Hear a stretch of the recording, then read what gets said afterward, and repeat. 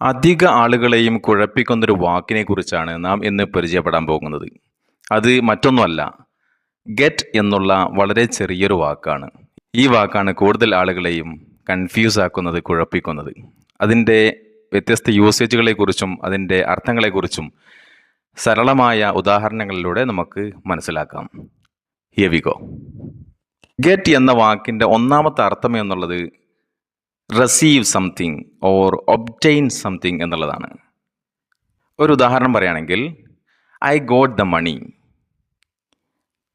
അതിൻ്റെ അർത്ഥം I received the money എന്നുള്ളതാണ്, അല്ലെങ്കിൽ ഐ ഒബ്റ്റെയിൻഡ് ദ മണി എന്നുള്ളതാണ്. ഗെറ്റ് എന്ന വാക്കിൻ്റെ രണ്ടാമത്തെ അർത്ഥം വരുന്നത് ബൈ സംതിങ്, എന്തെങ്കിലും വാങ്ങുക എന്നുള്ളതാണ്. I got some fruits. നോക്കൂ, ഐ ബോട്ട് സം ഫ്രൂട്ട്സ് എന്നാണ് ഇതിൻ്റെ അർത്ഥം. ഞാൻ കുറച്ച് പഴവർഗ്ഗങ്ങൾ വാങ്ങി. ഗെറ്റ് എന്ന വാക്കിൻ്റെ മൂന്നാമത്തെ മീനിങ് അണ്ടർസ്റ്റാൻഡ്, മനസ്സിലാവുക എന്നുള്ളതാണ്.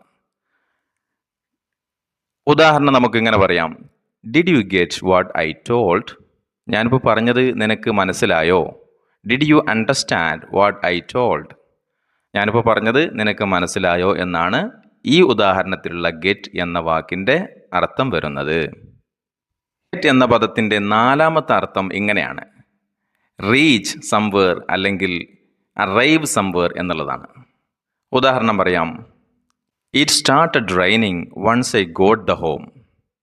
അതിൻ്റെ അർത്ഥം it started raining once I arrived അല്ലെങ്കിൽ റീച്ച്ഡ് ദ ഹോം. ഞാൻ വീട്ടിലെത്തിയ ഉടനെ മഴ പെയ്യാൻ തുടങ്ങി എന്നുള്ളതാണ്. 4 ഡിഫറൻസ് ആയിട്ടുള്ള അർത്ഥങ്ങളാണ് ഗെറ്റ് എന്ന ഒറ്റ പദത്തിന് ഞാനിവിടെ പറഞ്ഞിട്ടുള്ളത്. ഗെറ്റ് എന്ന വാക്കിൻ്റെ ഒരു അതിമനോഹരമായ യൂസേജ് പറഞ്ഞുകൊണ്ട് വീഡിയോ വൈൻഡപ്പ് ചെയ്യാം. അത് മറ്റൊന്നുമല്ല, ഗെറ്റ് യൂസ്ഡ് ടു എന്നുള്ളതാണ്. ഗെറ്റ് യൂസ്ഡ് ടു എന്ന് പറഞ്ഞാൽ ബി ഫെമിലിയർ വിത്ത് എന്നുള്ളതാണ് അതിൻ്റെ അർത്ഥം. അപ്പോൾ ഉദാഹരണം പറഞ്ഞാലോ, it takes time to get used to drive a car by sitting on the left side. ഇടത് ഭാഗത്തിരുന്നു കൊണ്ട് വണ്ടി ഓടിക്കുക അല്ലെങ്കിൽ കാർ ഓടിക്കുക എന്നുള്ളത് ആ സംഗതി പരിചയപ്പെടാൻ കുറച്ച് ടൈം എടുക്കും. കാരണം നമ്മുടെ നാട്ടിലൊക്കെ, കേരളത്തിലെ സാഹചര്യം അനുസരിച്ച് നാം വലതു ഭാഗത്തിരുന്നിട്ടാണല്ലോ വണ്ടി ഓടിക്കൽ. അപ്പോൾ പുറത്തൊക്കെ പോയാൽ, വിദേശത്തേക്ക് പോയാൽ ഇടത് ഭാഗത്തിരുന്നു കൊണ്ട് വണ്ടി ഓടിക്കേണ്ടി വരും. ആ ഒരു സാഹചര്യത്തിൽ നമുക്ക് ഈ യൂസേജ് യൂസ് ചെയ്യാവുന്നതാണ്.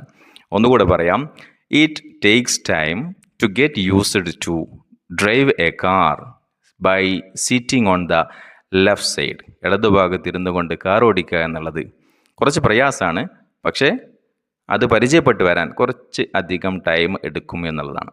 That's it my dear friends for today's video.